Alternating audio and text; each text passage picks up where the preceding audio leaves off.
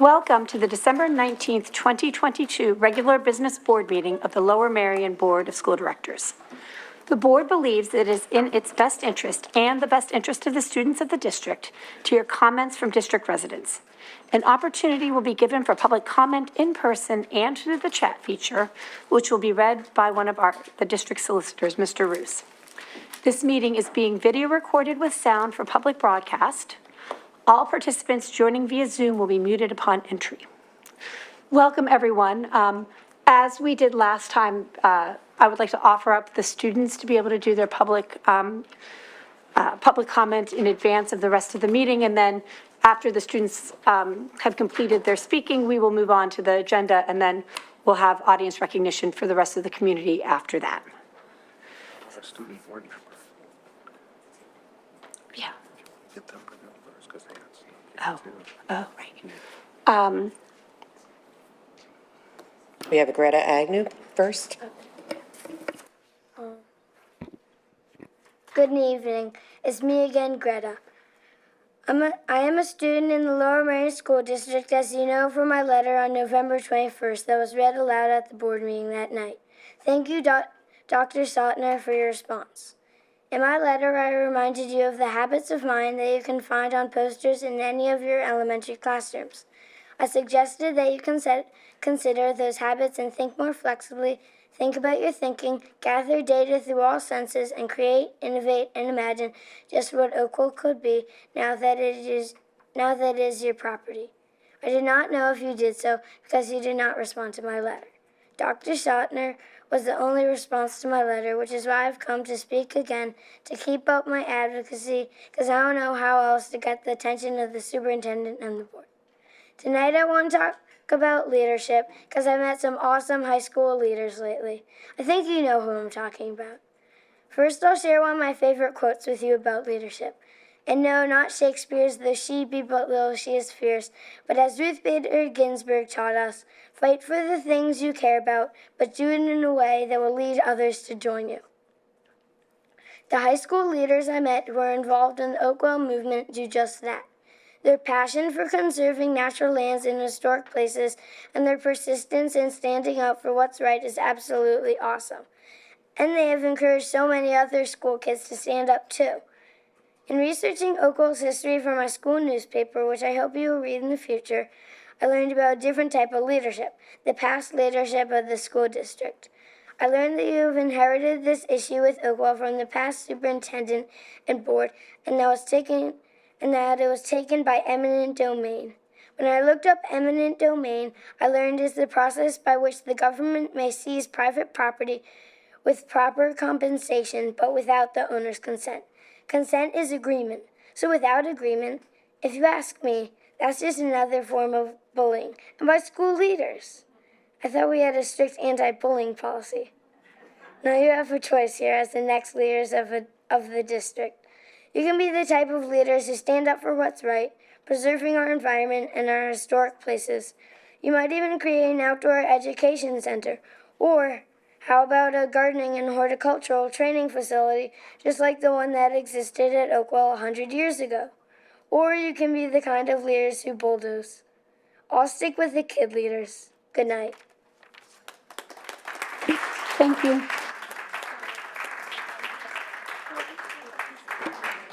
Sorry, we have Noah Forrest, Willa Godfrey, and then Sadie Woolery.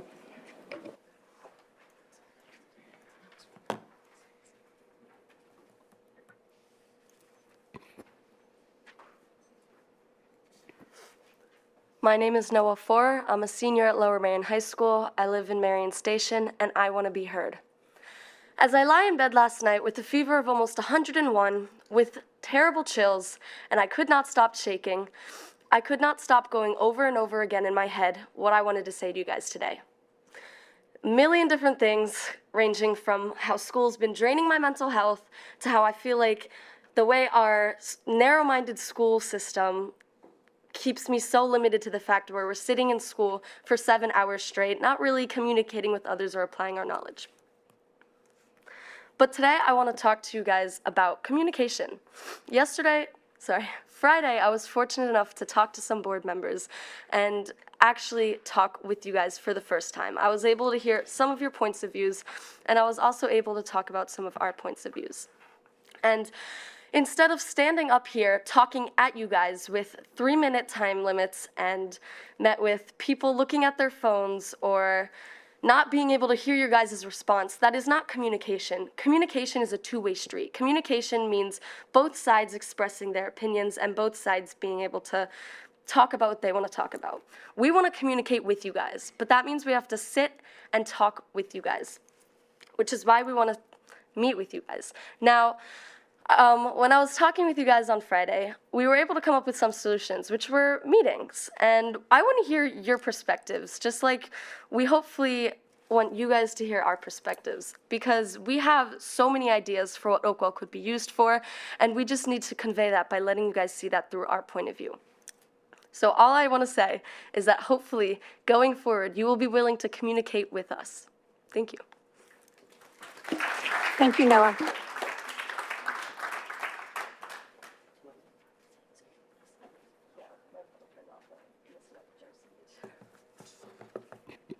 Good evening, board members. I'm Willa Godfrey, and I want to be heard.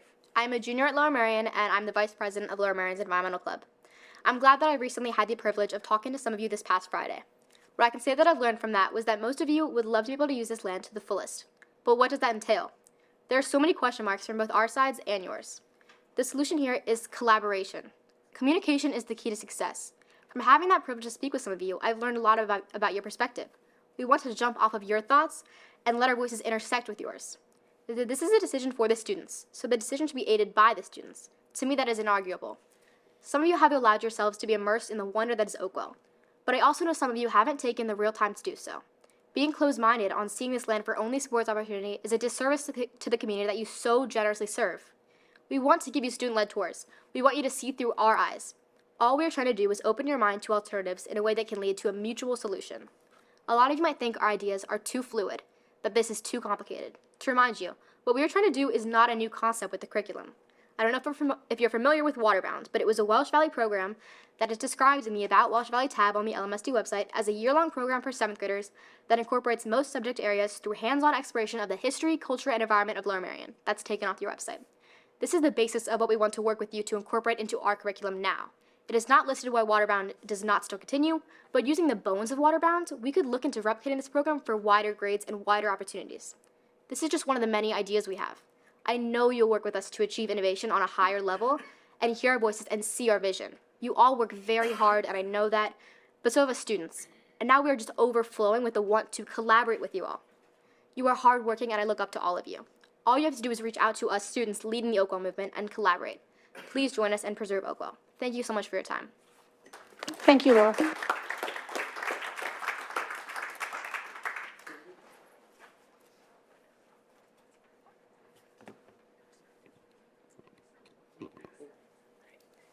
Hello, I am Sadie Woolery, and I want to be heard. I'm a junior at Lower Merion, and today I'm here to speak specifically to Curry Sotner concerning the district's plans for the Oakwell property and to emphasize the need for immediate action. I've had the pleasure to visit Oakwell twice this past fall, and both times I have been completely enamored by the rich and intricate life on the property. I was captivated by the vibrant hues of nature, so unlike the typical dull landscape found elsewhere during our Pennsylvania Novembers. I saw stunning sculptures that could easily pass in any museum, and soaring trees that were easily taller than 20 of me. I found it intensely refreshing to spend time in this undisturbed haven, surrounded by sophisticated architecture and an extensive assortment of vegetation. I am under the impression that you are a potential supporter of the initiative to preserve this property, for which I would like to share my appreciation and gratitude, but your verbal support is simply not enough. It is my understanding that you currently work for the National Constitution Center, so I believe that you more than anyone understands the importance of education, history, and social justice. I believe that you can see the value in the past of this remarkable area, as well as its potential future for the future of this school district. So yes, I'm here today because I care about the environment and our local history. But above all, I'm here today because I see an issue that has roots which dig deeper than any tree in Oakwell, one regarding our local democracy. As once noted by Supreme Court Justice Ruth Bader Ginsburg, we have the oldest written constitution still in force in the world, and it starts out with 3 words: we the people. The people have lifted you onto this pedestal, and now it is your turn to return the favor by advocating for their values and beliefs. As the current vice president of the school board, you represent the future of this panel. You have the power and the influence to persuade your peers and light the spark for a brighter future. A future where together we can introduce a revolutionary model for education, where Lower Merion schools can implement hands-on learning for all students. A future where we can preserve local history so we can honor the women who supported our community many decades ago during times of need. A future where we can all learn from the trees that help us take every breath and from the ground from which we take every step. I am a firm believer that actions speak louder than words. I can say that I'm going to try to do well on my math midterm, but what value does that hold if I never study? You can claim to be a supporter of the Preserve Oakwell movement, but what value does it hold if you stand by and watch as plans to destroy this property continue to move forward? And I now shift my focus to ask every member here tonight to consider this. As a representative of the school board, is this the lesson you want to be teaching the children of our district? That it is okay to destroy the habitats of dozens of species, to demolish traditional and unique buildings, to disregard the pleas of the people, just for a few supplementary fields? Join us together and we can preserve Oakwell. Thank you. Thank you. Liam? Okay. Hello, members of the board. My name is Liam Govich. I'm an 11th grader at Lower Merion High School, and I want to be heard. Oakwell is a 13.4-acre biodiversity hotspot with trees planted in the 1880s. Trees that are a living record of the biodiversity, history, and ecology of our community. Approximately 450 living relics and over 68 different species, as well as heritage trees, which contain valuable genetic diversity. In a letter to the LM Planning Commission, Dr. Adam Langley from Villanova University, who has studied and written extensively on global change ecology, states that he and his class determined that 4,640 metric tons of carbon dioxide would be released over 15 years if Oakwell is cut down. Any replacement trees would take a long, long time to reach the maturity the trees in Oakwell have now. He also states that the loss of biodiversity from the loss of these trees would have the most severe effects locally. This doesn't even touch on the issues with removing the wetland environment from the region. Aside from the fresh water that the wildlife in Oakwell need to live, without the wetlands, the fields could become flooded and unusable. What would you have accomplished at that point? Destroyed a richly biodiverse area, taught the students to disregard the environment and the real issues facing our generation, only to create flooded fields? The Lower Merion School District, with its construction of Blackhawk Middle School, has reimagined the middle school experience. The school district understood that a rigorous multidisciplinary curriculum prepares us, the students, best, realizing that education and teaching methods have evolved. It's hard to understand how the school district can have that perspective while simultaneously bulldozing acres of rich biodiverse land, denying students the opportunity to have an even more rigorous and multidisciplinary education. Rather than teaching students about conservation and respect for the land, respect for habitats, the school board is choosing destruction. Rather than innovation, the school board is choosing an easy path over another, reimagined one. Yet, while the path of destruction may seem like the right thing to do, it leaves us, the students, with a more polluted world. Every person on this planet needs to be accountable for their behaviors, their carbon footprint, and their work towards cutting greenhouse gas emissions as close to zero as possible. Cutting down Oakwell takes us further away from net zero. The science is clear, and in order to avert the worst possible impacts from climate change and preserve a livable planet, global temperature increase needs to be limited to 1.5 degrees Celsius above pre-industrial levels. Currently, the Earth is already about 1.1 degrees Celsius warmer, and emissions continue to rise. Does destroying Oakwell help us to reach that goal? Clearly not. Now imagine if every school district in America faced the same decision and destroyed their Oakwell. Then what happens to us, the students, when we become the adults and are living on an unlivable planet? Do you want Lower Merion's legacy to be the one that destroyed an ecosystem, or the one that honored the environment and created a new way to learn? Thank you. Thank you. Gabby Spanier, Roxy Miller, Rose Warren.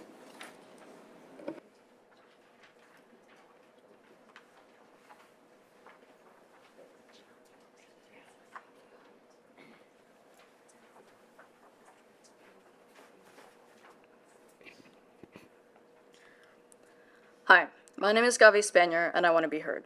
The first word that came to mind when I toured Oakwell was ethereal. I don't use that word much. I tend to reserve it for when I see or hear something truly unique and beautiful in nature. No pun intended. Oakwell is one of those niche, extraordinary places where nature, art, and history all intersect to form a fascinating history. Whether it be multi-hour hike or simply walking to my bus stop in the morning, I try to appreciate and take in the greenery and nature around me. As an outdoorsy person who has grown up and lived in Lower Merion my entire life, places like Oakwell mean a lot to me because in addition to the grounds being an area of major historical significance, it is also a space where one can be in touch with nature and art. Along the pathways, I had the opportunity to see gorgeous stone statues, historical buildings such as Dr. Bennett's home and the Squirrel Inn, and century-old trees, along with new, fresh growth. What stood out to me the most when learning about Oakwell was the sheer amount of variety present among the tree species in the area. Carefully designed and selected by arborists, 68 different tree species were planted to create a truly enchanting environment. To make up for the trees cut down in Oakwell, Lmsd intends to plant 28 species of trees, less than half of what's being lost. Additionally, these centuries-old trees are critical to keeping our air clean. If they were to be cut down, an estimated 4,640 metric tons of carbon would be released into the atmosphere.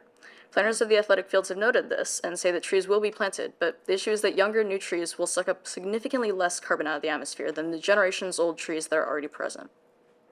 Shifting more to my personal perspective, as someone who has participated in high school sports and played soccer for about a decade, as an athlete who's had their fair share of experiences on a diverse range of fields, I can say that my love for the sport overshadowed the conditions I played on.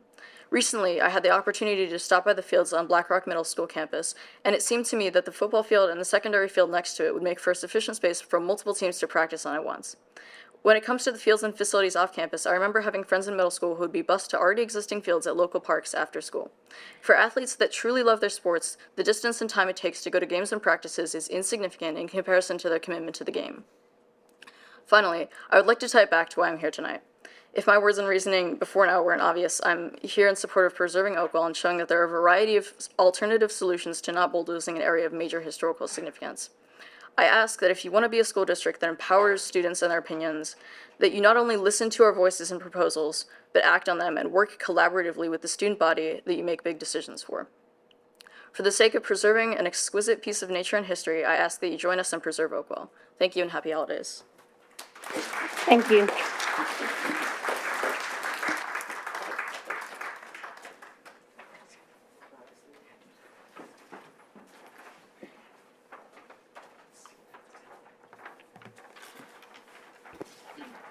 Hi, I'm Roxy Miller, and I want to be heard. From the perspective of a Lower Merion High School senior who's been a student of this district since I was 8, I think that using Oakwell as a teaching resource could be really beneficial for not only myself, but for thousands of other students who think like me. When I was younger, my favorite classes were hands-on, and they were engaging classes where I could apply the knowledge I was learning, especially as someone who's not neurotypical. Being in a classroom environment day in and day out really impacted me.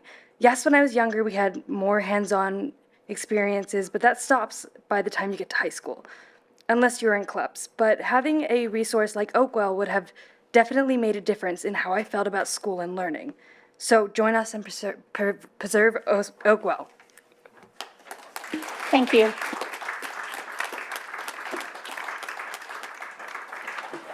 Rose Warren, Bella Hertz, and then Sam Donaghy.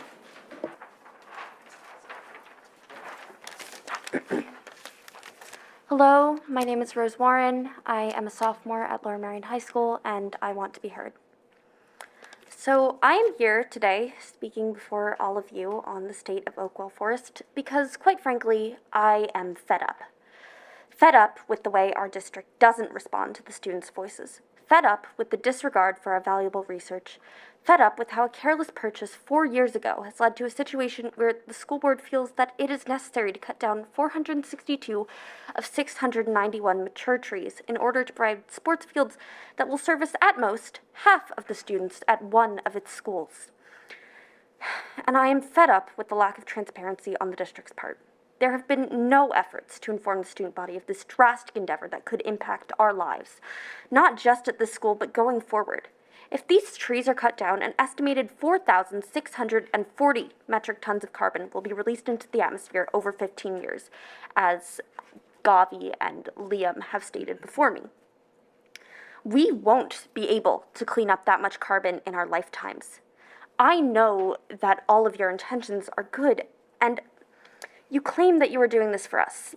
And I understand that the majority of you think that you are, and you claim that it is important to give the students sports fields, and I agree. But is it more important than the future of our planet? Is it more important than our lives, than our children's lives? We as students deserve better from the people who are supposed to represent our interests. So please, join us and save Oakwell Forest. Thank you.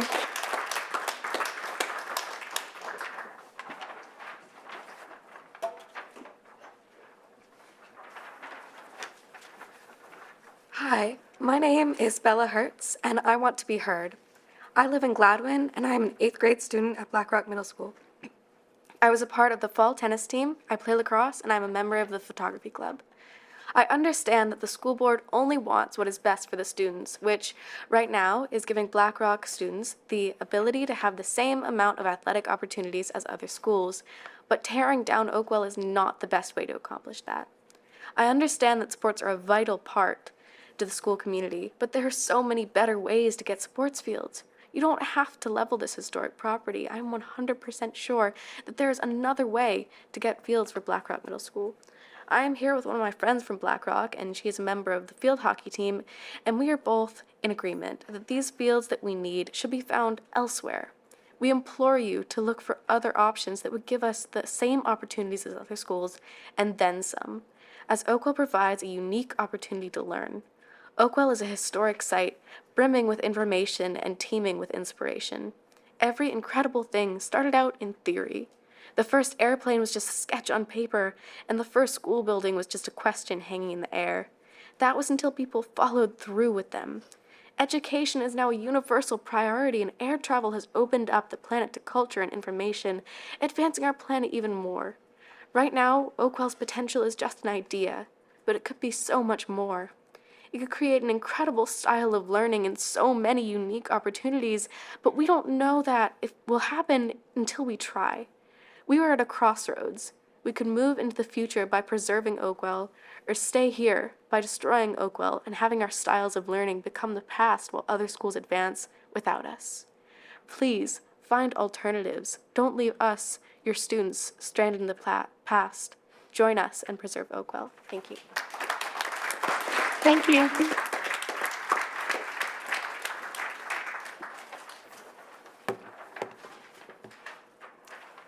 Good evening. It's great to be back here talking to you again. My name is Sam Benagi. I'm a sophomore at Lower Merion High School, and I want to be heard. Last month, we came to you asking to preserve Oakwell Forest. We're so grateful for the work that you've done since. In the spirit of the holidays, we brought you a few gifts. First of all, here's my future. It's in your hands. I trust that you'll do what's right with it. Second, we want to give you so much thanks for your hard work and for listening to us. We know how hard your jobs are, we know that you're all volunteers, and we want to give you our voices. Last month, we gave you Acorns, our proposal, and now we want to give you a chance to communicate. We don't want to lecture you, we want to have a conversation. Like I mentioned last month, our proposal had 6 aims. Our first aim was to uphold traditional stewardship for natural lands. Ms. Kalish, I was overjoyed to learn that you took the lead on naming Black Rock Middle School around the indigenous history of this area. Thank you for believing that the history of the Lmsb is important. I'm sure you, like our community, believe that their respect for the land that they lived on should be continued. Thank you for speaking with student representatives and for being such an amazing ally. One of our aims was to develop Lmsd-wide curriculum based on this amazing site. I was told that Dr. Alexis McGloin would be here, the assistant superintendent, who heads the committee responsible for creating our curriculum. And we would love to work with you to create this incredibly imaginative curriculum that is so possible. And I know that all of you care about what's taught in our schools, and we're here to show you that what's taught in our schools can change and can be this incredible one-of-a-kind opportunity. I want to hear your thoughts on all of this, just like I want you to hear ours. We aim to improve students' health and well-being. You might have noticed that a lot of us are sick tonight, but we're here because we care. Those of you who are pushing for playing fields, you want what's best for students. You want us to be healthy. You want us to get exercise. But we're proposing a whole new way to do that, to expand access to green space, which is just as important for mental and physical health. Our last aim was that we wanted our district to serve as a model for other schools. We are so incredibly special. We are so lucky to have a school board that's willing to listen to us. I am proud of our community, and I am grateful to all of you for your kindness and generosity. I've been at school since 7 a.m. I am exhausted, I am sick like everybody else here, but we're here because we care just as much as you do, and we're excited to work with you. There's no number of 13-hour days that wouldn't be worth it. I want to end with a quote from the people who've inspired me to be here. We need to draw upon the opportunities that the world affords. Instead of rigid standards, we should be talking about limitless possibilities. Instead of individual, isolated subjects, we should be thinking about interconnected systems. The next great advances won't come from a textbook, they'll come from a generation that understands the people, places, and systems around them, and thoughtfully, passionately embraces the pursuit of knowledge. You want to know who that quote is from? Who inspires me so much? You guys. It's from the Lmsb website. It's your quote, it's your words. You're already with us, and this is your choice. Join us, preserve Oakwell. We're so excited to keep in touch, and happy holidays. Thank you.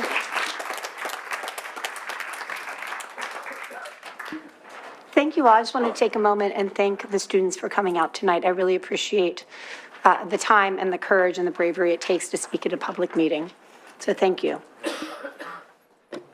Thank you, President Klein. I just wanted to add that at the last meeting, when you handed out the informational packets, the packets of information, we did investigate the barcode. We went through that, and that has been a discussion at the administrative level. So again, thank you so much. And there have been conversations around some of the information that was shared in those folders. So thank you so much. I just wanted to thank all of you for coming tonight, for the gifts of your voices. I appreciate the representation from every grade band speaking to provide your perspective and the integration of your thoughts with our resources that we already have put forth about what we're working to do. Thank you. All right, thank you very much then. We're going to move on with our agenda now. I don't think that there's a superintendent presentation this evening. No, ma'am. There's no superintendent's presentation this evening. So we are going to move on to our committee reports and allow our students to go first. First is Ms. Emmy Wu from Lower Merion High School. Hi, good evening, everyone. I hope everyone's having a nice December. Just this weekend, our Science Olympiad team competed in a tournament at Conestoga High School and placed top 10 in many events. And in these past 2 weeks, our music department have also hosted their winter chorus concert and orchestra concerts.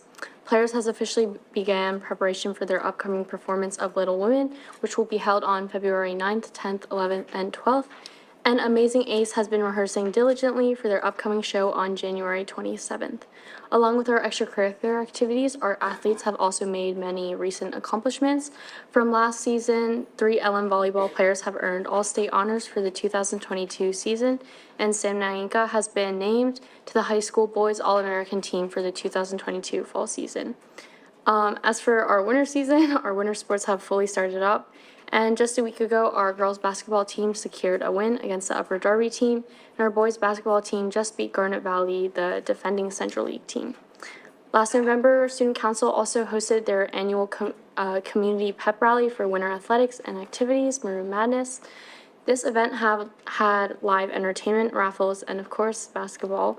All proceeds were donated to the Sean A. Hughes Children's Trust, and recently the Sean Hughes Tribute Committee has announced that a local sculptor and recent Harriton High School alumni has agreed to design tribute on the Lower Merion High School campus. The proposed design is a unique gateway to the campus, reflecting both the physical image of Dr. Hughes and his motto, "Character Counts." In line with the season of giving, LM's annual tradition Winterfest has returned. We'll be collecting canned goods and non-perishable items for those in need. And the Student Council will also be hosting their annual toy drive to collect new toys, books, games, and other items for children in need. Overall, we're really excited for the winter season and winter break. Thank you. Thank you very much, Ms. Wu. And next, Alessandra Simmons from Harriton High School. Good evening, everyone. As the calendar year comes to an end, the Heriton community is just as active, with Heriton recently competing in the Vex Robotics Spin-Up Challenge in downtown, where a Heriton team won both the overall tournament and the Skill Challenge trophy, as well as the event's most prestigious honor, the Excellence Award, and this team went undefeated the entire day. Winter sports are in full swing, especially with the boys basketball team, with Marquise Kubich being named Mainline Boys Athlete of the Week following a stellar start to his 2023 season. When we return to break, teachers will start preparing for the mid-year experience, most commonly referred to around the halls as midterms week. Last year, we saw teachers use this week in a variety of ways to assess students' learning. Friday will be our first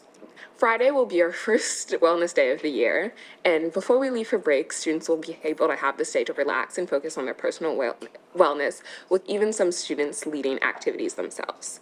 Last year, this day was a great success, and we hope to replicate that again this year. Both choir and orchestra had their winter music concerts to great success, and on Friday, the Heriton Music Department performed in this very building their winter repertoire, and in the first of the district, the Lm and Heriton Orchestra and Choir combined to perform the Hallelujah Chorus for Messiah. Heriton Theater Company is preparing for the rapidly approaching One Acts Festival, which will take place January 19th, 20th, and 21st, and Student Council is preparing for their annual fundraiser, Dr. Heriton, which will take place February 24th. Happy holidays, and thank you for your time. Thank you so much, Ms. Simmons. I appreciate you both coming and sharing. You are welcome to stay, but I also recognize it's a school night, so don't feel obligated. Next, we'll move on to the November 30th Communications and Ad hoc, no longer ad hoc, the Equity and Anti-Racism Committee report. I think that's Dr. Sotner? No. Oh, Mr. Moore, sorry. No problem. So on this, with the ad hoc committee, well, the equity and the equity and anti-racism committee met on November 30th. This was a combined meeting with the communications committee, and the meeting was held via Zoom and recorded. The big idea updates, this meeting was a roundup of items that have been happening over the past few months in communications and ad hoc, with a goal of focusing on next month's building a year plan for the ad hoc committee that could build upon the great work of the last year and go further. A few takeaways include the proposal of moving the ad hoc committee to a standing committee. This was successfully reviewed by Lucy and Peter, and then the whole board is now has agreed to move it on as an official committee, a standing committee. This was done at the 12-5 board meeting. Now the Equity and Racism Committee board members are Sean Mooring, co-chair, Carrie Sautner, co-chair, Kimberly Garrison, Shayna Kalish, and the school district's liaison is now Shawana James Coles. Dr. Mumeen shared that he recently attended a meeting with the PA Secretary of Education and was proud to report that Lower Merion is leading the way in normalizing the idea of belonging as a crucial part of equity and anti-racism work. A vital part of this work for Dr. Mumeen in the next year will be making explicit the connections of our diversity, equity, and belonging work in the district to outcomes that are all for all of our students, and modeling this for the larger community of schools in the state. Key questions to address are how we are building belonging and how we are measuring that impact for effectiveness. Dr. Shawana James Coles shared updates on her work since she has begun this role. She's been on a listening tour with the community and students across the schools and within the internal teams. She'll be reporting on this at our next committee meeting, which will be held on December 21st at 7 p.m. Please join us, and I think a better way of bringing the light back on the solstice than talking about belonging. Yeah, I did your justice. Equity update. Mr. Moore asked for an update on the equity study, and Shawana shared that she is still unpacking the survey with Dr. McGloin, and Dr. McGloin will share an update at the upcoming Equity and Anti-Racism Committee meeting. In summary, I'll add that this cross-committee meeting was tricky at times, but proved that the DEI and belonging do not touch a singular department. For example, it was apparent when the Communications Committee shared updates about the translation services, not to steal the thunder from the Communications update, but ensuring that children and parents are heard and understood is key to feeling like you belong and your voice is valued. The upcoming action items is that I will take the proposal of changing the committee from the ad hoc to the full board, which has been done. Dr. Shawana Coles will now become the new liaison to the committee, and Dr. James Coles and Dr. McGloin will unpack the equity survey for the next meeting. Final updates that can be found on the lmsd.org. Go to board and then find on the side navigation to view the recent meeting and watch the recording. If you'd like to join us for the next meeting, it will also be on Zoom at 7 p.m. this coming Wednesday. And finally, if you were in attendance and we missed any points, please feel free to let us know. That concludes the report. Thank you, Mr. Mooring. Next is the December 7th Curriculum Committee meeting report with Ms. Kalish. Thank you, President Klein. Happy Hanukkah to anybody celebrating tonight. This month's two presentations at the Curriculum Committee. First, we had a presentation from Mr. Cooperstein about the expanding the course offerings in the music department to add music technology in 2 and 3. Currently, Music Tech 1 is a single semester with a great deal of information to cover, so it ends up being fundamentals rather than mastery. Music Tech 2 is proposed as a semester-long course that teaches music composition with digital and analog instruments, advanced programming with the digital audio workstation, and simulated experiences as mixing engineers. Music 3 is proposed as a full-year course that aims to have students find their own voice as musicians and a producer. They will have the session recording skills as both an engineer and a producer. This course will provide advanced experiences for music and in the music and audio industry. Or for the music and audio industry, maybe both. These two courses would expand LMSD's offerings from 11 high school level courses to 13. They also cater to students who have an interest in music but not necessarily singing or playing an instrument, and these courses are designed to include students who may not go through the traditional model of music classes. Costs associated are $46,866 for the addition of Music Tech 2 in the 2023-24 school year, and $33,515 for Music Tech 3 in the 24-25 school year. The bulk of these costs is outfitting the audio studio, and costs will be much less for an annual basis once that's set up. Next, we had a presentation on the changes to the World Language Program. Linear course names, as they currently appear at the high school level, do not accurately reflect choice and ability to take upper-level language courses.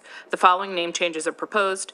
5CP becomes Advanced Culture and Conversation, 5H, Advanced Literature and the Arts, 6H, Advanced Global Competence, and 6H, and apparently another 6H? I don't know. Advanced Literature. In addition, all courses post 4CP 4H will be given an honors designation. Plans for the 4th grade language transition were also discussed and will include student teams visiting elementary schools, a student panel of middle and high school leaders speaking about language choice, videos for the teachers to share with their students, and possible festivals at the high school available as a field trip for 4th graders. The next meeting of the Curriculum Committee will be January 4th, 2023 at 8:30 a.m. in this room. Thank you. Next is the December 14th Finance Committee meeting report from Ms. Robinson. Thank you. The Finance Committee met on December 14th in this room at 8:30 a.m. We were introduced to the new Audit Committee group's leads from BBD, who is the new auditor for Lower Merion School District. We went through the audit report. noting that there was a surplus of 6.9 million, which is being transferred to the capital projects fund, not capital projects funds, capital reserve fund, thank you. Capital Reserve Fund. The Capital Projects Fund is debt-related, or debt has been issued for those projects. And Capital Reserve Fund is for future expenses, not debt-funded. We went through the litigation and $15 million of the litigation budget was set aside. The fund balance is now $28 million, 12 million of which is scheduled for budget litigation for future years. 3.3 million is for PSERS, 10 million is for post-employment health care expenses, or future post-employment health care expenses, and 2.3 is unassigned. The Finance Committee will have its next meeting on April 19th. At 8:30 a.m. in this room. Thank you. Thank you, Ms. Robinson. And our final committee report this evening is from the December 15th Facilities and Purchasing meeting. Ms. Schaffmeister.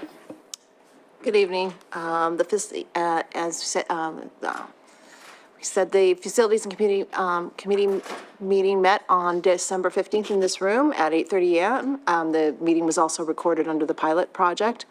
As part of that meeting, we recommend for approval the list of district bills covering the period between November 16th and December 13th. A community member asked about payments for specific line items that apply to settlement administration, professional services, tournament fees, and land development professional services. We recommend for approval $8,058.12 to Nevco for a scoreboard at Welsh Valley Middle School under a CoStarz contract. The existing scoreboard is reaching its end of life, and this would be replacing it. We recommend for approval $17,062.24, which is a quote from Hertz Furniture for library furniture at Bala Cynwyd Middle School. And then another quote for $26,274.88 also from Hertz Furniture for library furniture at Welsh Valley Middle School. Both these quotes are replacing existing furniture that is outdated and in disrepair, and this will be for furniture, and we'll replace it with furniture that provides more functionality for the students. The committee reviewed a proposal to expand the implementation of a small projectors to all elementary classrooms over the next 3 school years. Due to the costly equipment, the committee requested the proposal first be reviewed by the curriculum committee to ensure the curriculum gains are worth the financial investment. We next recommend for approval the following contracts. Renewal of the Hanover Research through January 23rd, 2026 at a cost of $50,000 per year. They will provide research services that may include but are not limited to custom research reports, survey design, administration analysis, interviews, secondary research, data analysis, and benchmarking. The research company this research company fills the gap that Dr. Christina Paul left with since she's no longer here to assist us. They will provide about 4 to 6 research studies and surveys a year to do the analysis and presentations. Healthy Starts Time survey is likely the next one. And they also have a repository of best practices available for our use.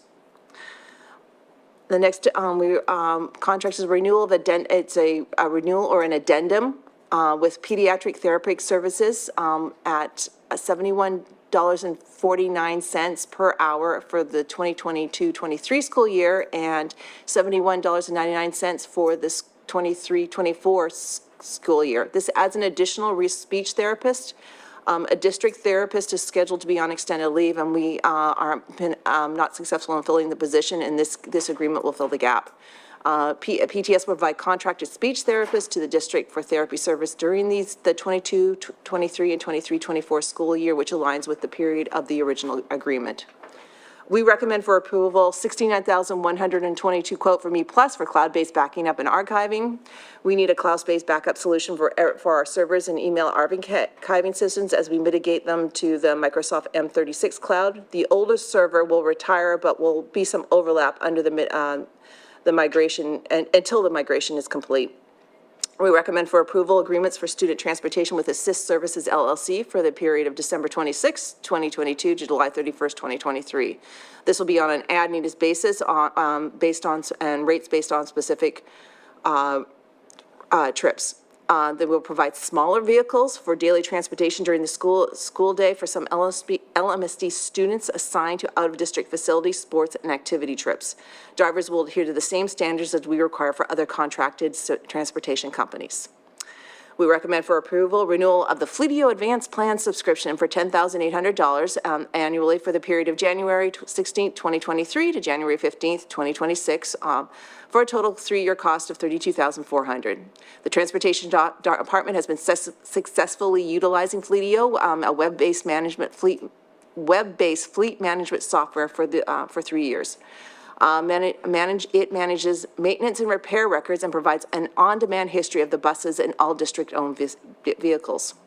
We recommend for approval a new 3-year contract with software license and hosting agreement for Route Finder Plus with TransFinder Corporation at a total of $62,209 over 3 years beginning December 26, 2022 through December 25th, 2025.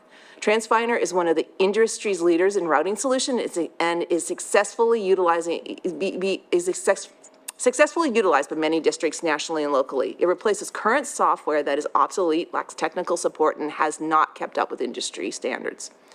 We recommend for approval renewal license agreement with Mainline School Night for use of 24 rooms in Lower Merion High School as specified in the agreement for 9 nights during the period of February 23rd, 2023 through April 25th, 2023, with May 2nd being a make-up date if necessary for an amount of $5,400. A community member had questions about policy and procedures for community use of LMSD facilities. We recommend for approval new individual work order under LMSD Master Agreement with Chester Valley Engineers for the amount not to exceed $30,000.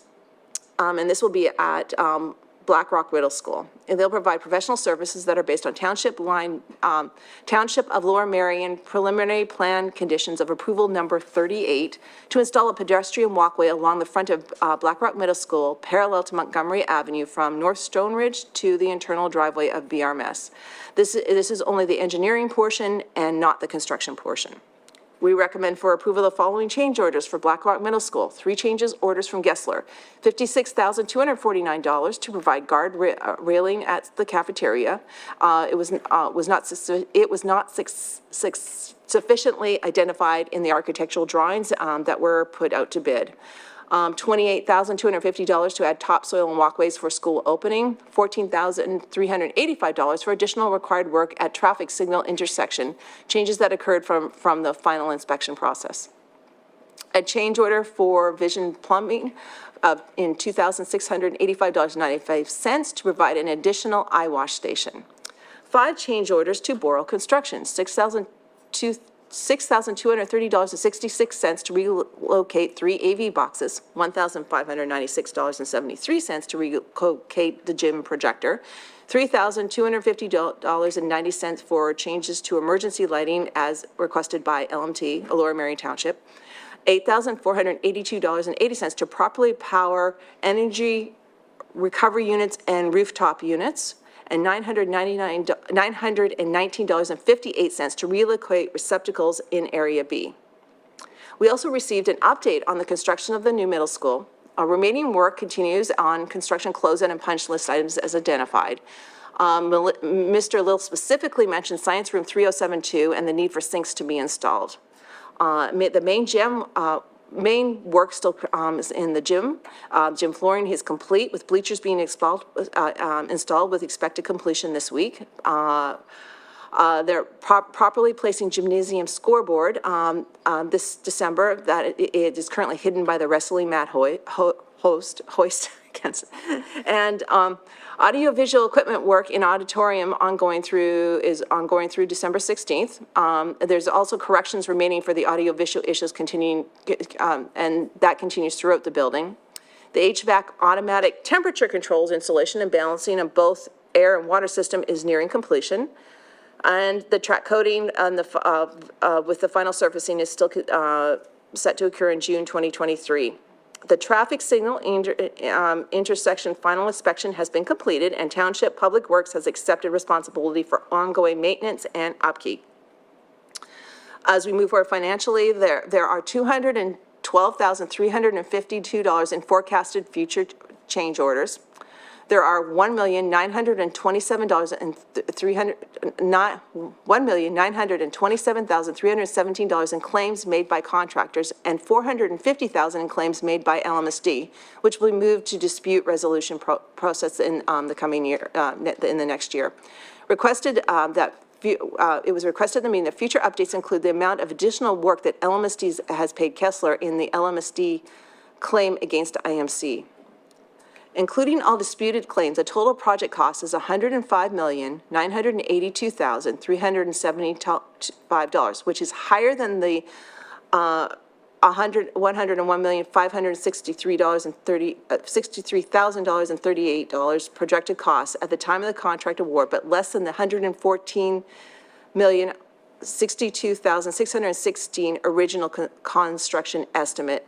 To date, total change orders equal $4,915,053, with the bulk of these change orders coming from four causes. $2,216,458 from additional work related to soil excavation and site preparation. $621,265 from omissions made by architectural firm in the building design. $912,484 from omissions made by professionals and subcontractors relating to the building design. $642,700 in change orders from Lmsb request. The community questions at the meeting included status of bus driver shortages. We currently need 60 more drivers. The length of time Site Logic will continue to cover the Black Rock Middle School construction. The athletic and facilities that were available in the beginning of the year at Black Rock Middle School. To note, wrestling, it is currently a combined sport and practice plays at BCMS. Football, it has been a combined team for a few years. Black Rock Middle School girls soccer, boys soccer, field hockey were transported to Gladwin Park Township property and Gladwin Elementary Lmsb property in the fall of 2022.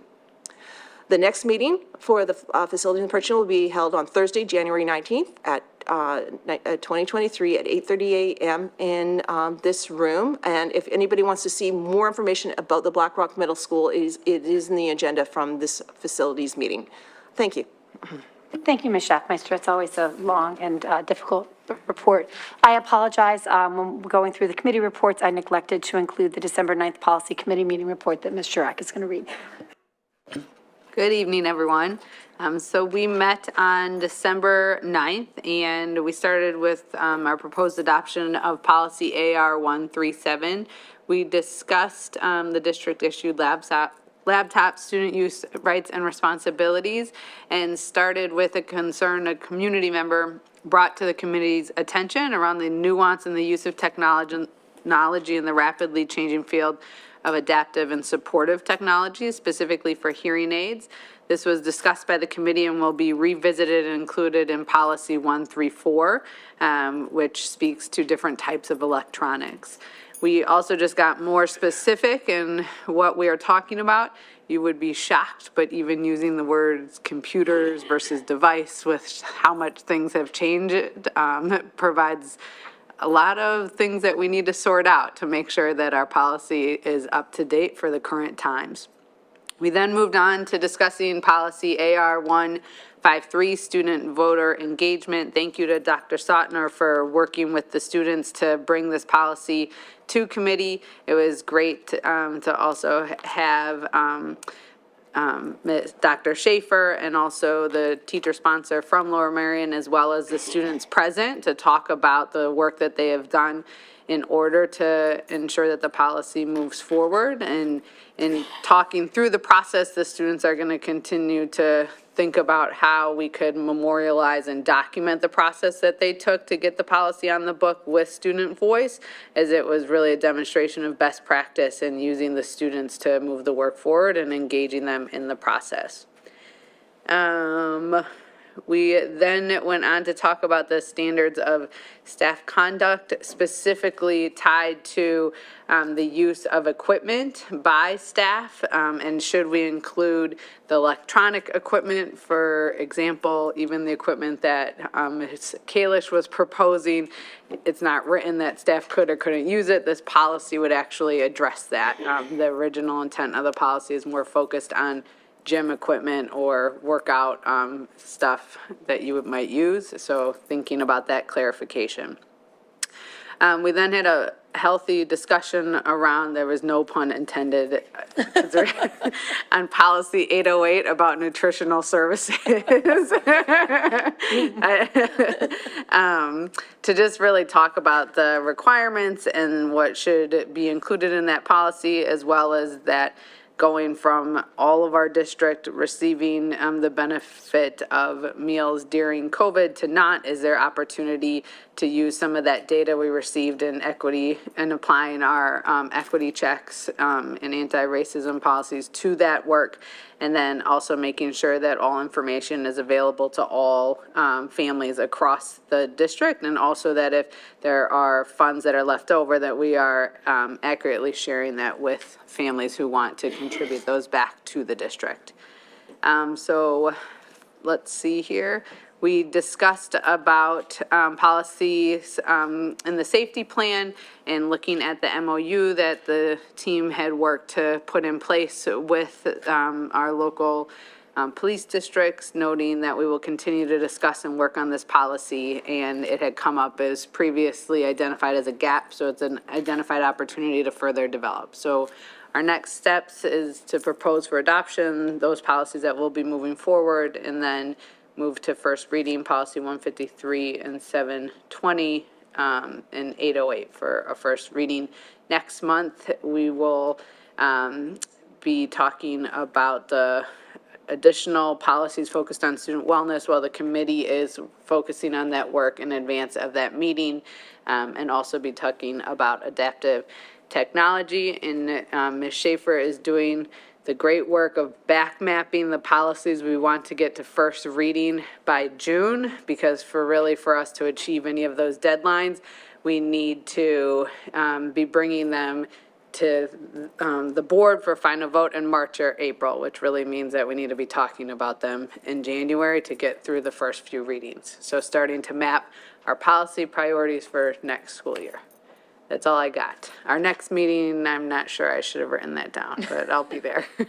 Dr. Schaefer or Ms. Robinson, do you know when the next meeting is? January 6th. January 6th, thank you. Okay. Thank you very much, Ms. Schreck. Just as a reminder, with the pilot program, with the recording of the committee meetings, they can be found if you go onto the Lmsb website. Under board meetings, there's a specific tab there for the committee meetings.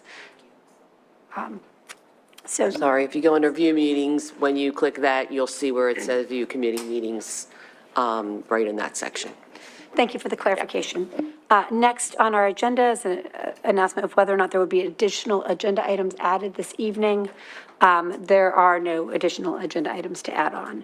So at this time, we will hear public comment from our community members. We previously heard public comment from our students. If you would like to speak at tonight's meeting and have not yet signed up with Ms. LaPera, please do so now. For those of you joining us via the webinar, the chat feature will now be open, and you will see a 10-minute timer appear on your screen. You can submit your comments and or your questions via the chat feature. Please be sure to begin with your full name and where you reside in the district. It can be general, it does not need to be a specific address, but that is important for your comment to be shared both in person and via the chat. Ms. LaPera, do we have any in-person comments for tonight's meeting? Yes, we do. Ezra Wood, then Yuri Jones, and Ann Foote.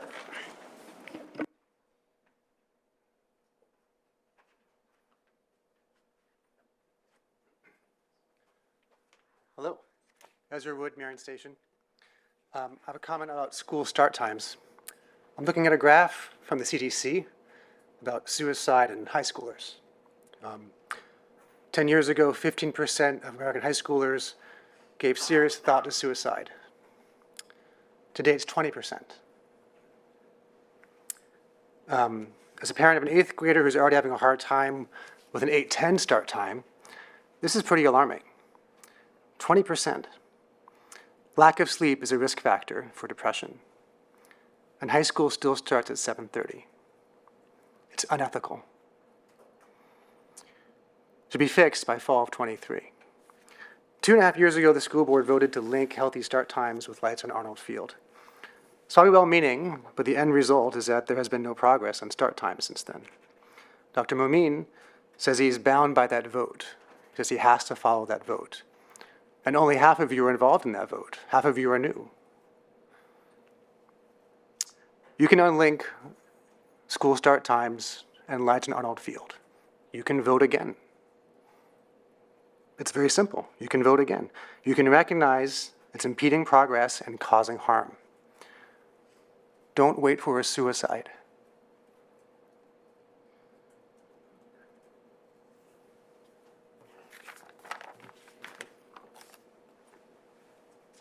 Thank you, Mr. Wood.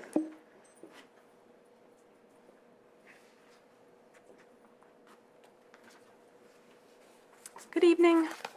My name's Yuri Jones, and I'm a 20-year resident of Belmont Hills and the parent of 2 Harriton students.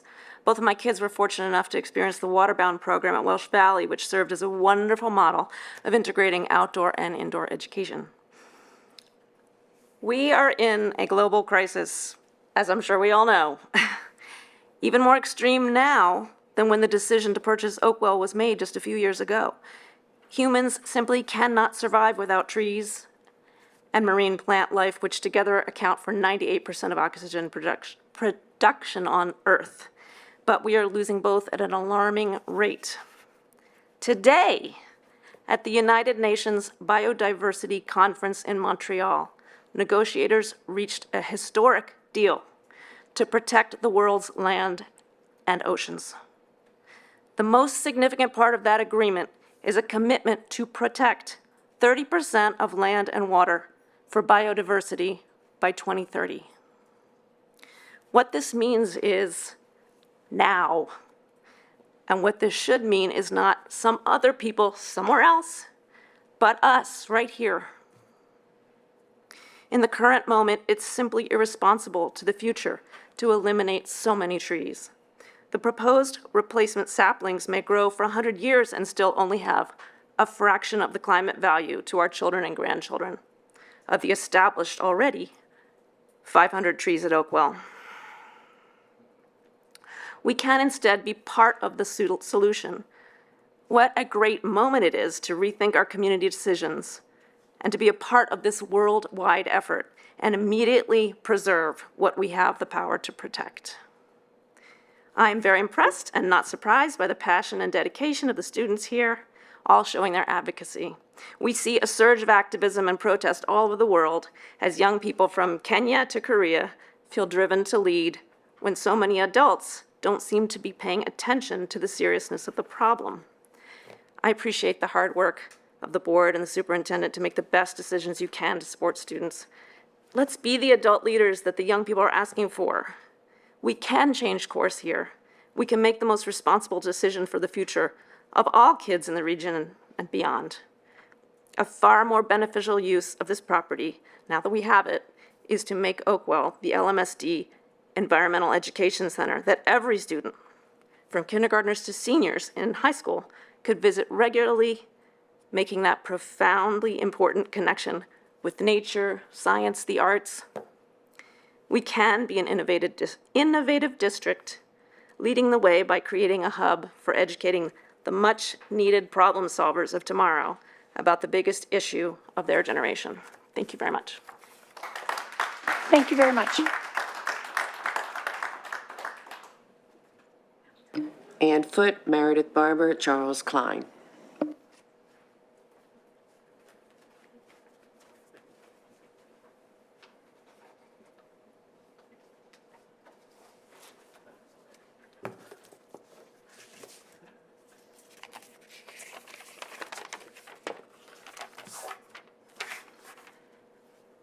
Good evening. I'm Ann Foote from Gladwin, and this evening I would like to read excerpts from a letter addressed to the school board by Douglas Ptolemy. To the Lower Merion School Board, I am writing in defense of the oak population and associated habitat that is currently under threat from the Lower Merion School District. Doug Ptolemy is a published author of best-selling books, this being one of them, well-known lecturer and expert, numerous papers, spoken all over the place. What better person could help us? So I'm going to quote, I am particularly interested in native North American oaks as keystone species supporting entire guilds of other species, more so than any other genus of trees. This is a subject I explore at length in my books, Nature's Best Hope and The Nature of Oaks. Our research has shown that oaks are keystone species because they support food webs better than other trees. When keystone species are removed from a food web, the food web collapses and its associated biodiversity disappears. These losses are not trivial from a human perspective because they are the species that run the ecosystems that provide our life support. Cutting down these oak trees would lead to several deleterious outcomes. Habitats supporting a large number of species would be destroyed. The presence of a variety of birds and other species in the area has been documented and must be taken into consideration. As your own city planner surely must know, it is precisely in such urban contexts that large mature trees like oak should be prized. These large oaks can do much more than any young trees planted with the aim of mitigation. The following quote by Matt Lee Ashley is appropriate here. Evaluating the condition of nature is a bit like watching a leaking pipe. If a person focuses on each drop as it falls to the floor, the leak hardly seems damaging. If they leave it for a day, however, they're likely to come back to a room full of water. I appreciate that it's difficult to see how environmental degradation of a single property will have significant negative impact on the health of our greater ecosystems. But when the millions of such properties around the country are viewed collectively as the species that depends upon them do, the enormous impact becomes obvious. In conclusion, I urge that the school board seek another building location on the basis that the current location would cause irreparable damage to this immediate area of urban oak woodland and the considerable habitat it provides to many species of wildlife. So I am leaving copies of The Nature of Oaks for the school board and anybody interested to look at, and hopes it might help with your deliberations. And I hope that you'll be on the right side of history, the right side of nature when the final decision is made. And I have the copy, I only took excerpts of that letter, so I have copies. Thank you very much, Ms. Foote. Thank you. Should I put them where? Thank you.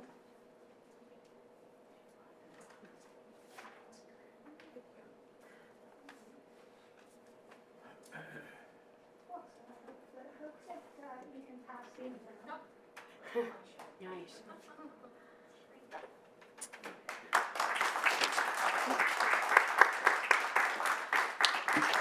Meredith, Charles Klein, and Ben Driscoll. Researchers in Denmark used satellite data. Oh, I was going to do it later. My name is Meredith Barber, and to quote the young people before me, I want to be heard. Researchers Where you reside within the district? in Penn Valley. In Denmark, there were researchers, and they used satellite data of green space to study the health and well-being of almost 1 million residents.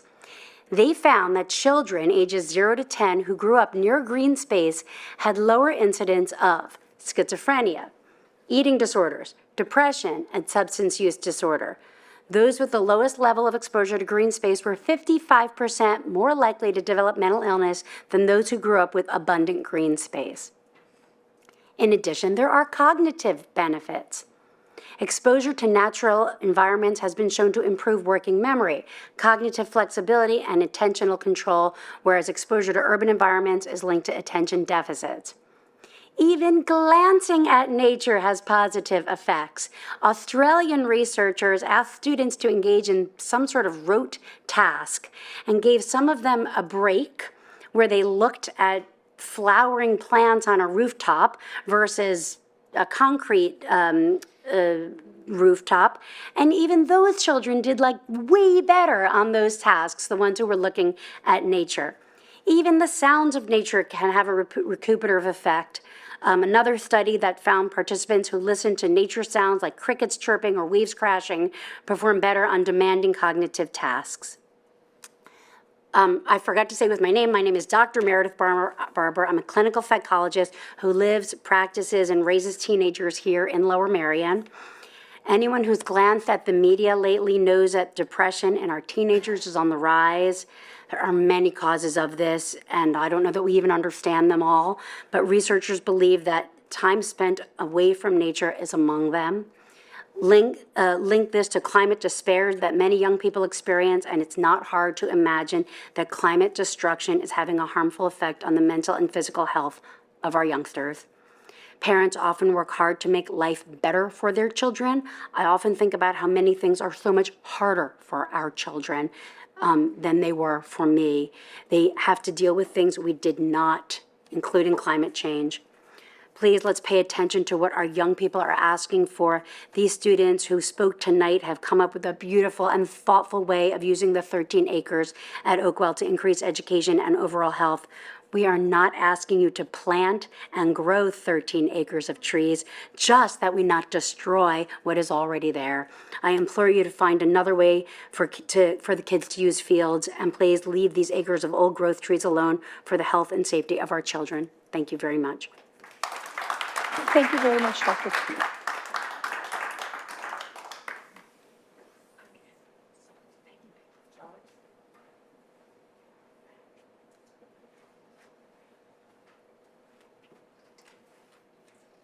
Can I shut this?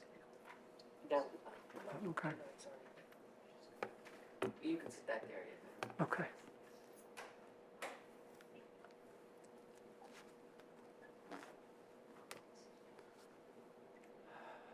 Charles Klein, Kinwood, thank you. Most importantly, thank you for your service. So I sit here listening to the enthusiasm, the creativity, the smarts that the LM students have brought to this challenge, this opportunity of stewarding Oakwell. We all should acknowledge the example they've set for us. It's one to embrace and encourage. But I keep remembering your core charge: to educate students in accordance with the best practices, Pennsylvania curriculum standards, policies, and procedures, and to do so using hard-earned taxpayer dollars as effectively as possible. So how do we square these competing priorities? As I've mentioned in previous comments, collaboration, communication, coordination will be key if we're going to succeed. And I'm reminded of my personal experience donkey years ago in the Abington schools. As you know, Abington is a district like Radnor, often held up as an apple-to-apple comparison with Lower Merion. Well, Briarbush Nature Center is located in Abington. In my experience in the Abington schools more than 40 years ago, most every student in Abington elementary schools, that is, had at least one Briarbush experience, in classroom, on-site, or both. Well, I did a little research, because that was a long time ago. I touched base with Briarbush's ED, and he confirmed that today the same is true. They continue working extensively with the Abington schools. Today, just about every student in an Abington school has a Briarbush experience.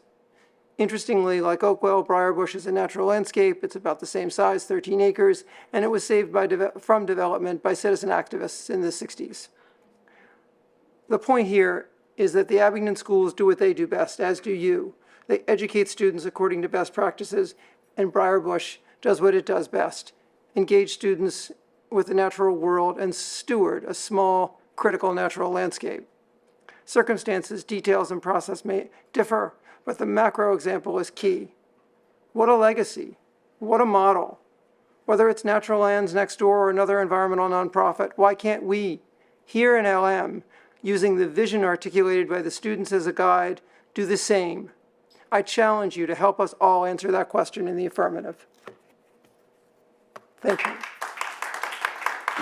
Thank you for sharing. Ben Driscoll, then David Feldman, and Ruth Jenkin.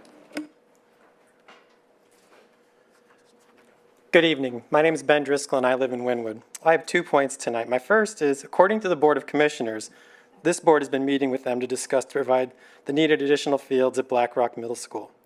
So if an alternative set of fields is ultimately agreed upon, whatever that might look like, my first ask of you is please do your best to ensure that whatever alternative plan it is provides an adequate number of fields for not only today, but for the future. I believe the sport of ultimate frisbee was developed in the 1970s. And if that is true, all schools in this district with corresponding athletics fields, except for Black Rock Middle School, predate that sport's creation. Yet we now have ultimate frisbee at our high schools. So we can't know what the next sport will be. Yet we know, so providing adequate field space that could accommodate, some form of growth in athletics, be it in a new sport, offering more teams in a single school, or offering students sports who currently don't have it, such as an intramural program for 5th and 6th graders, is something I hope you will consider working through this issue. My second point addresses the condition of approval forced upon the district by the Board of Commissioners in approving the plans for Black Rock Middle School. In 2023, the township will issue a contract to make traffic improvements at the intersection of Spring Mill Road and Montgomery Avenue. The township will demand $500,000 from the district to help pay for these improvements. You should not make that payment. Approximately 11 parcels of land and by 1/2 of a mile separate Black Rock Middle School from this intersection. This means that these improvements at this intersection are off-site with respect to the new school.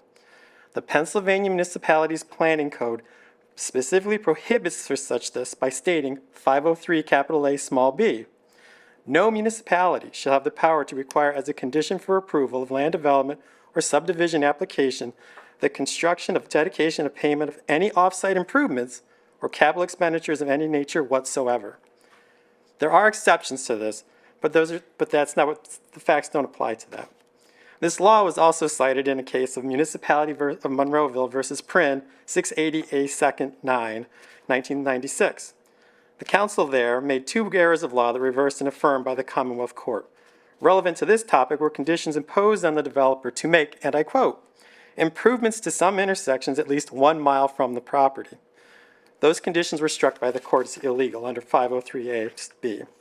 So my questions are to actually look at what I've said to you about the municipality's planning code. Look at the case law and see if it says what I'm telling you it says for your own self. Because if what I'm saying is true, the $500,000 has no basis. In addition to that, don't trade it away. It's not a chip that they have a leverage over you with because it does not exist. It's not valid. It's a unicorn. They can talk about it, but they don't have the right to use it for you.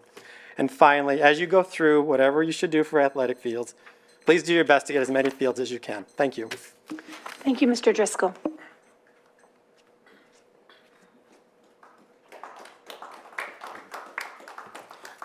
Good evening. My name's David Feldman. I live in Marion Station and have been a resident of Lower Marion for 25 years, currently an empty nester. I want to thank the board and superintendent for your work and many evening meetings. I appreciate the time and dedication you have for the students of Lower Marion. I also teach an adjunct faculty in city and regional planning at Temple University. One of the courses I've taught in recent years is people, place, and environment, looking about how we develop our spaces and how the way we develop our spaces impacts the way we socially interact. I'm here to talk about 2 things, saving Oakwell and about late start times. I won't say much about Oakwell because the students, I had the opportunity a couple weeks ago to tour Oakwell, including with some of the students, and they spoke beautifully, eloquently, and well prepared, and I support everything they said. I was listening on Zoom on the way over here.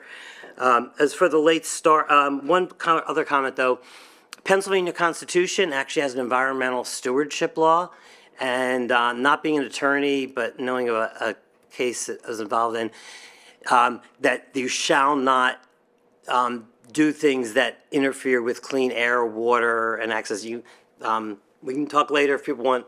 I can connect with an attorney who defended that recently in Commonwealth Court. But basically, public entities are not supposed to go against the environmental stewardship responsibility they have in the Pennsylvania Constitution. As for the late start, people have spoken more eloquently about the health and safety of students, about the natural circadian rhythms. I remember how hard it was for me to wake up at 7:11 every morning for my high school that clearly did not start at 7:30.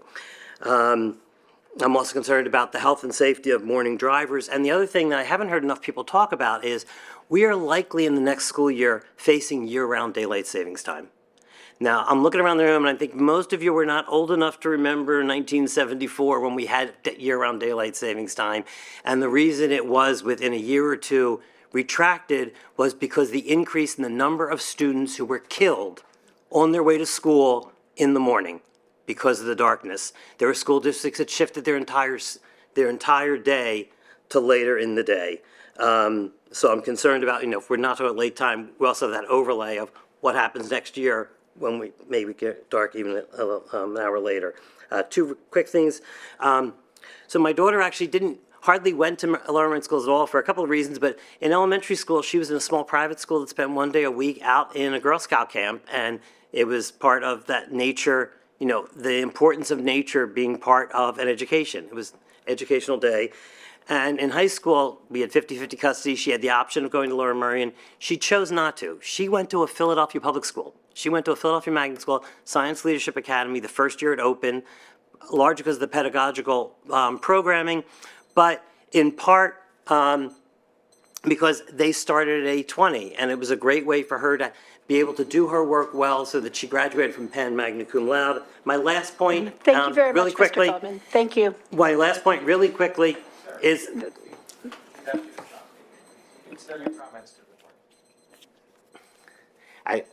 I was just looking at the trade-off that the U.S. made between a sports figure and a merchant of death, and you're trading off sports questions over the health and life of our children.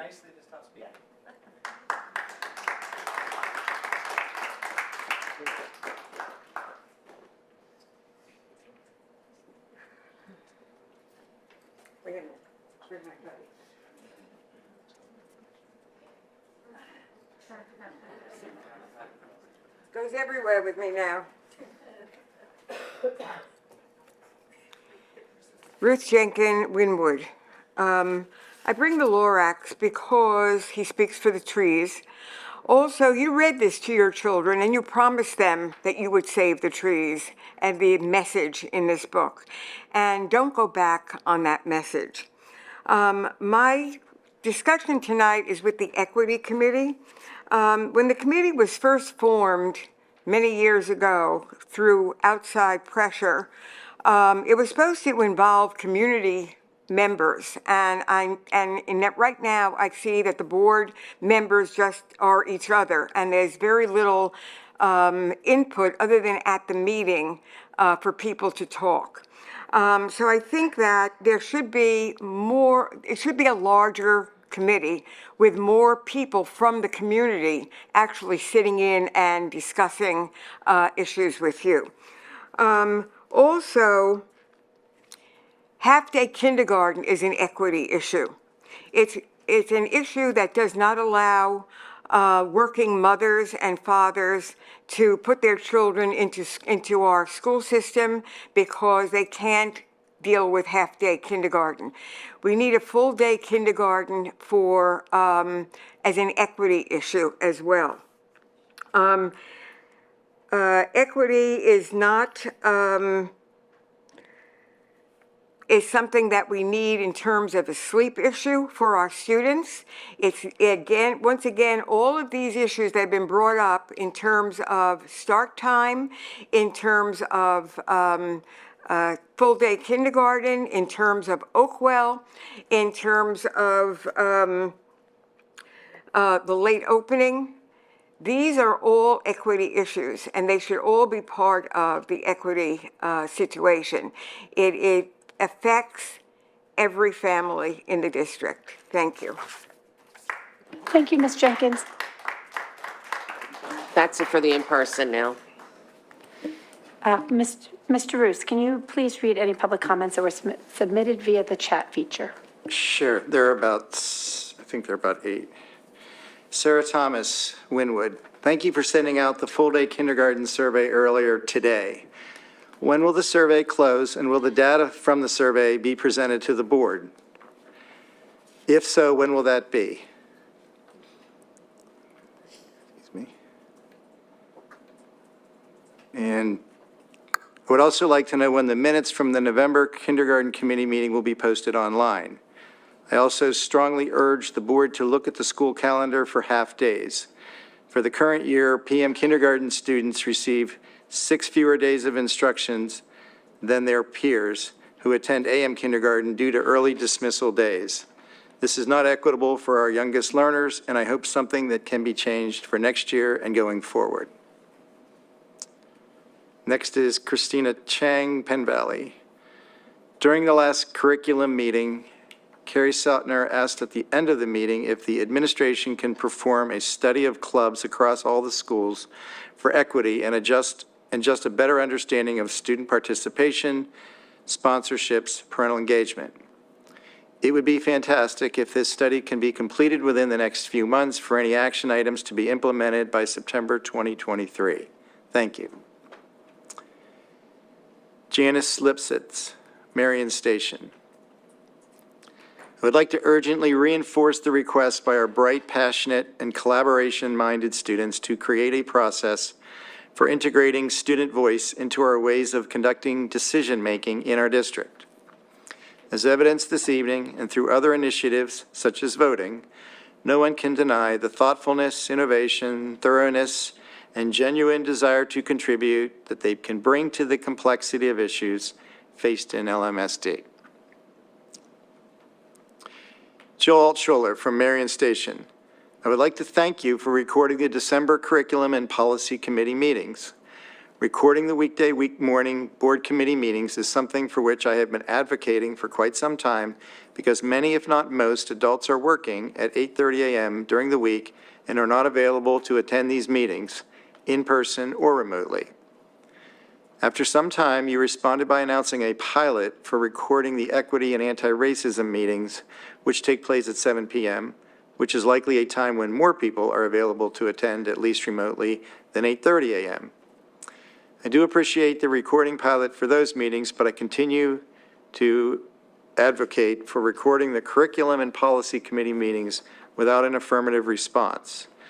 This morning, I just happened to notice a recording of those meetings when I was looking at board docs for the agenda for tonight's meeting. I was very pleasantly surprised to see that. Thank you. But how would the community know to check for a recording if you didn't announce it was being done? Don't you also want to take credit not only for recording the meeting, but also by announcing that you are being responsive to a community member's advocacy?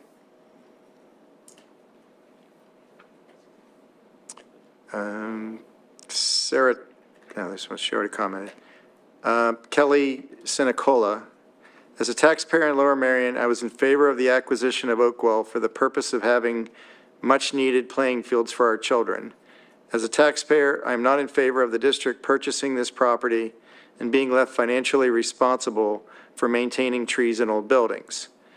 If my understanding is correct, had the property been purchased by an individual or development company, they would not be obligated to keep either the trees nor the buildings on the property. A different set of rules would apply. If the district is not allowed to keep this property for fields, then it should be sold at fair market value. The pressure to not have playing fields would then become very short-sighted, as I would rather have playing fields than other development. Please continue to consider fields for our children to play on. All right, there were a couple other comments that weren't completed in sequence, so I'll just finish them. Sarah Thomas concluded by saying, finally, as the district continues its work on changing start times, I want to make sure we are being cognizant of our adolescent learners as well as our younger learners. If start times change for fall 2023, but we don't have full-day kindergarten, that means if elementary starts first, we will have AM kindergarten students finishing school by 10:50 a.m. if school starts at 8 a.m., earlier if school starts before 8 a.m. And Janice Lipsitz concluded her comments. Student voices bring unique perspective to decisions that impact their lives in a rapidly changing environment that requires new ways of thinking. These kids are impacted in ways that adults cannot appreciate, as we grew up in extremely differing cultural, social, technological, educational, and environmental norms. A group of parents have been collaboratively dialoguing with Ms. James Cole, Dr. Mumine, and recently Kimberly Frazier, have been put together a recommendation for student voice process that aligns with LMSD belonging commitments. We would appreciate an opportunity to share this with the board as well. Look forward to hearing from you. And that concludes the chat comments. Thank you very much, Mr. Roos. Excuse me. So at this point, we'll move forward with the agenda. Mr. Orlando, could you please read the recommended action items for item 11C and 11D, which will be voted on outside of the consent agenda?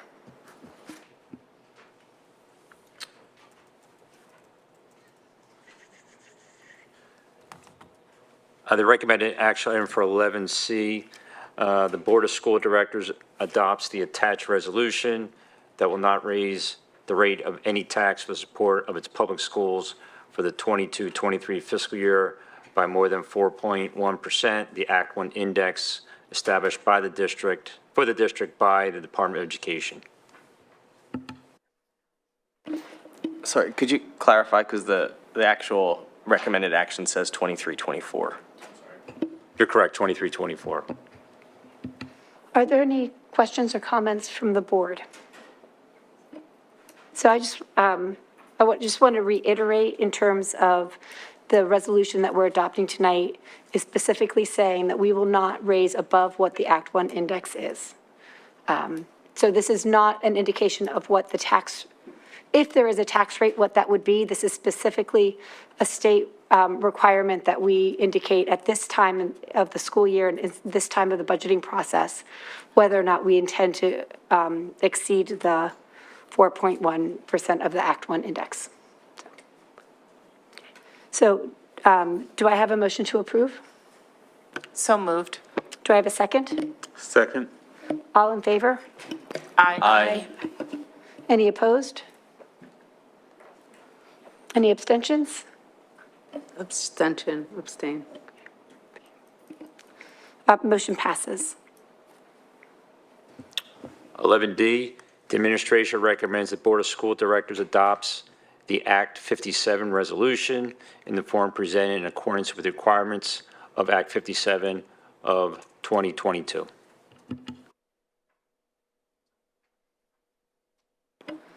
So I wanted to take a moment and indicate that this was a law passed and signed by Governor Wolf this summer that requires school districts to pass a resolution allowing the tax collector not to apply penalties in the year that a property is transferred and a tax bill gets lost in the mail. The new owner can file a form that the state provides saying that they did not receive the tax bill and that they would not, therefore, by signing that or submitting that form, that they would not be penalized for not having paid it in time, but they would still be required to pay the tax.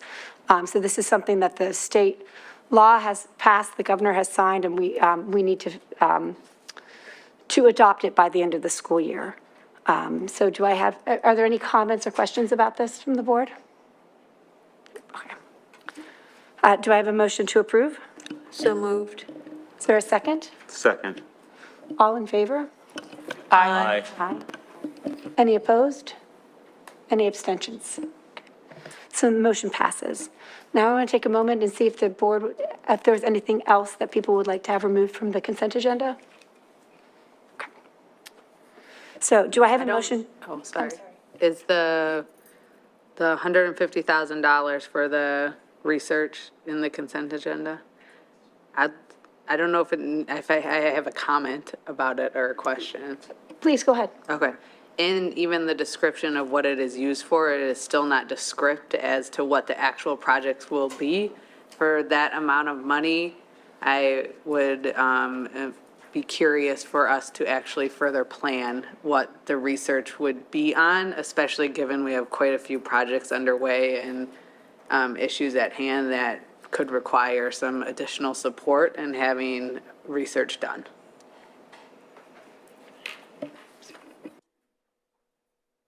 Dr. McGloin?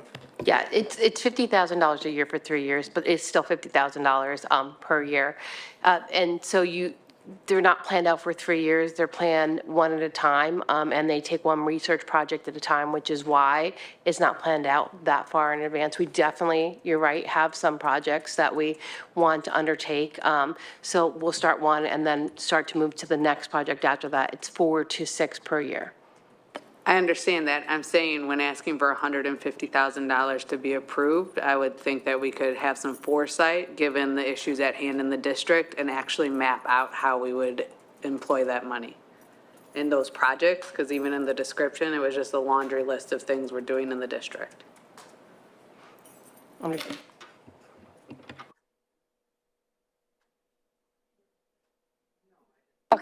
there, okay. Terrific, okay. So, did I already do the motion to approve? No. Do I have a motion to approve tonight's agenda via consent? So moved. A second? Second. All in favor? Aye. Any opposed? Any abstentions? Motion passes. Do I have a motion to approve tonight's agenda? So moved. A second? A second. All in favor? Aye. Any opposed? Any abstentions? Okay, motion passes. Mr. Roos, can you please give a report on the Sunshine Act? Yes, there actually have been no executive sessions since the last regular school board meeting. There were 2 information sessions, but no executive sessions.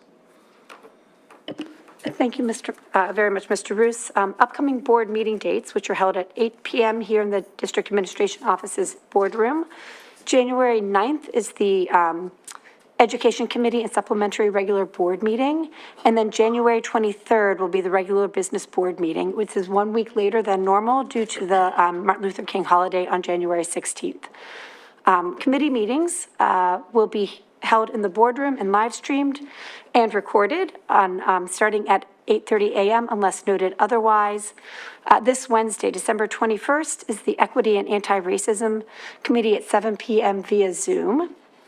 On Wednesday, January 4th, is the Curriculum Committee meeting at 8:30 a.m. here. Friday, January 6th, is the Policy Committee meeting, again at 8:30 a.m. here. Those will both be recorded. January 18th as the Legislative Committee meeting at 7 p.m. We are still working out the details on whether we'll do that in person or via Zoom. Thursday, January 19th is the Facilities and Purchasing Committee meeting, 8:30 a.m. here. And then finally, January 25th is the Communications Committee meeting at 7 p.m. via Zoom. It's Wednesday. There being no further business, this meeting is adjourned. Happy holidays to everyone. Thank you.